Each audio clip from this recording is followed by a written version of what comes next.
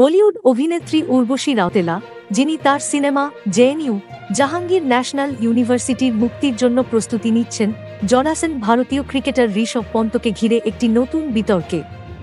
এর পিছনে আছে একটি বিজ্ঞাপন, যেখানে অভিনেতা, ক্রিকেটার, ব্যবসায়ী এবং গাইডদের হেয় করেছেন বলে মত নেট নাগরিকদের।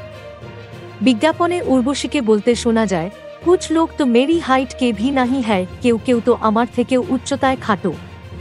ভিডিওটি সামনে আসার পরপরই নেটিজেনরা অনুভব করেন যে উর্বশী বিজ্ঞাপনের মাধ্যমে ঋষভ পন্তকে খোঁচা দিয়েছেন। তবে বিতর্ক বাড়তেই মুখ খুলেছেন উর্বশী। সাফ জানিয়ে দেন যে বিজ্ঞাপনটির স্ক্রিপ্টটি তাঁকে ব্র্যান্ড দ্বারা দেওয়া হয়েছিল এবং তার মন্তব্য নির্দিষ্ট কারো জন্য নয়। Thank you so much for watching. Subscribe our channel and press the bell icon for more updates.